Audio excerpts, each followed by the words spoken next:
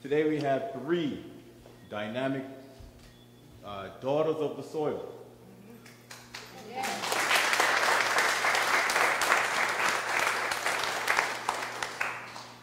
I've been told that there's no need to introduce them because we all know them so well.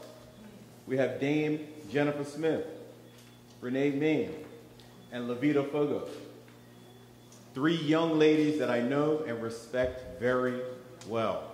I had a joke about Dame saying I had a red pen for her if she didn't need one, but I see she's already got one. All right?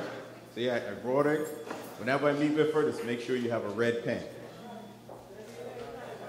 Then I have young Miss Fogo down there, who's my grandmother just adores to death. And then we have Miss Ming, who I've known for quite a few years, and I just finally got a chance to congratulate her for throwing her hat in the ring. Any of you in number 2, you have a phenomenal candidate. You have a winning candidate right there.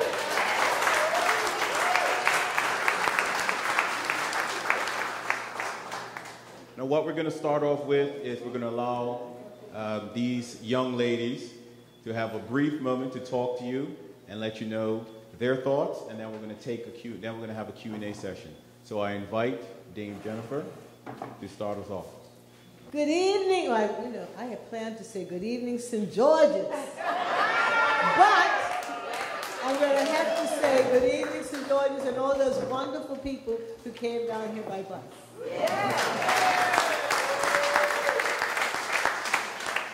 They say that wise men come from the East. And I know that if this is true, they had to be born of a wise woman. So I say this by way of applauding my 2 colleagues. It's my great pleasure to be in the company of 2 outstanding women leaders. You know, leaders are known by their deeds. You know, they can be good speakers, but they're known by their deeds, by their actions. And these 2 ladies have made their mark.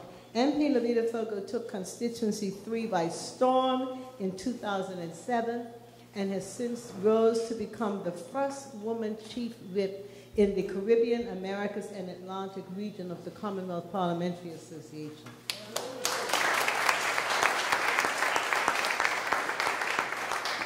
Former Alderman Renee Mean has held St. George's in her charm since she first presented flowers to the governor's wife at a peppercorn ceremony. Age what? She went on to top the polls at the municipal elections. So I want you to expect greatness from these ladies.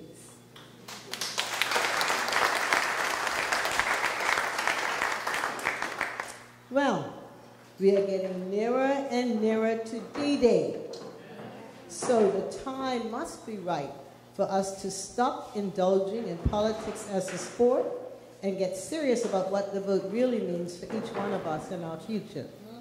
If you're wondering by what I mean by sport, I'm referring to that Bermudian pastime of indulging in rumor, gossip, and the possibility of gifts during this period. The stories may be humorous, but most often they are simply not true. It may be fun to set one person against another and see who promises you the most or gives you the best offer in return for your vote. You know, is a 24-hour police station really within the remit of government, or does it come under those reserved powers of the government? And is a new fire station in the town practical within the National Fire Safety Plan and the specific plans for the town of St. George? Come on. We know that this is not what elections or politics are about in the 21st century. You and I know that your vote is not for sale. Your vote is not something you do for us. No, your vote is an investment in your country and in your children's future. It's what our parents, grandparents, and great-grandparents fought for. The right to be recognized, the right to be heard, the right to have a say in how their country is governed. Every voter votes for his or her own best interest. That's why we ask you to examine our record. You know, we had to undo 35 years of UBP neglect. We had to tackle social issues and address outstanding infrastructure needs. And yes, that meant spending. But along with addressing these considerations, we have put into place legislation, policies, and procedures that are inclusive, equitable, and designed to put Bermudians first.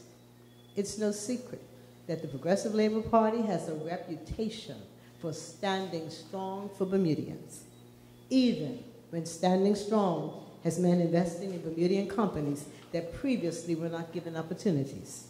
We have stood strong for Bermudians, even when that has meant incurring the wrath of those who wanted to continue to hire non-Bermudians over locals. We have stood strong for Bermudians, even when that has meant that we first had to provide the education and training in order to make Bermudians eligible for jobs. We have stood strong for Bermudians in government through succession planning, and now in these tough economic times by keeping as many employees as possible working when others have talked of cutting jobs and putting people out of work. In these tough times, we expanded the summer employment program and ensured that students were paid a decent wage so that they could gain experience while earning funds to help with their schooling. We stood strong for Bermudians even when it wasn't popular. We stood strong for Bermudians because that is who we are. It's in our DNA. Even those of you who are disenchanted or disaffected, you know you are our relatives, our neighbors, our friends, our children, our grandchildren, and you know the truth, even though the spin may be alluring. When the Progressive Labor Party was formed in 1963, it was formed as a means of gaining human, civil, social, and economic rights. I believe that our forefathers and our foremothers are happy tonight.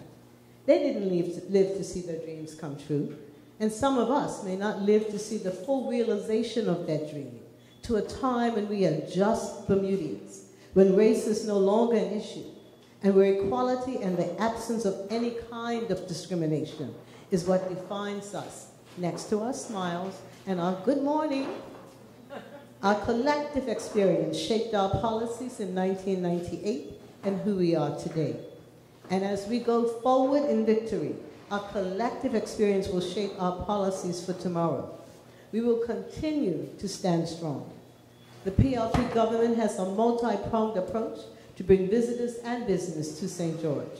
We continue to seek a cruise ship to tie up right here at Penrose Wharf, while participating in discussions for a new pier that can accommodate larger ships in St. George's. We continue to believe that this World Heritage Site is prime property for hotel development. And in the interim, we will provide the impetus needed to get visitors to St. George's as we continue to keep the golf course looking attractive. St. George's has much to offer and offers much, and there is much to be done at an individual level, at a business level, at a municipal level, and at a government level. I believe that if we each do our part, St. George's will benefit. Thank you.